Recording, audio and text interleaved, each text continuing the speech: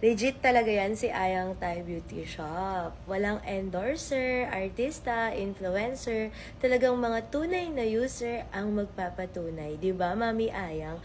Kayo natututo na kayo ngayon mag-share ng feedback ninyo. Normally, gini-gatekeep ninyo yung mga products natin.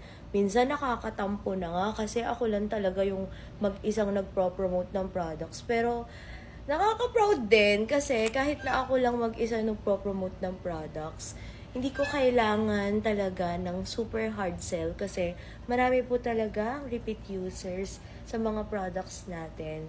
And di naman din kayo madamot sa stars kasi kahit na hindi kayo nag-share ng feedback dito sa TikTok ko, ginigatekeep nyo kasi yung mga product, tinatago ninyo. Is, sa shop naman, bawing-bawi. Kaya sa mga bagong padpad po dito sa aking munting shop or munting account, sa reviews po kayo magtingin kasi doon po bumabawi yung mga users namin. Hindi dito sa content ko kasi di talaga yan sila nag-share kahit anong mangyari. Pag lang may viral na post, ganun, nagko-comment sila, hindi na nila mapigilan pagiging proud user nila.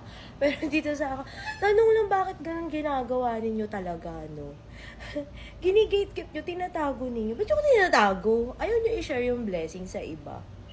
Anyways, ayan. Tapos na tayong mag-toner, mag-serum, at mag-sunscreen. So, Beauty of Johnson yung gamit ko. Tiga 1,000 pesos to. Pero don't worry, malapit na yung sunscreen natin. May naantay na lang ako ng mga series of tests. At bongga yung ating magiging combination.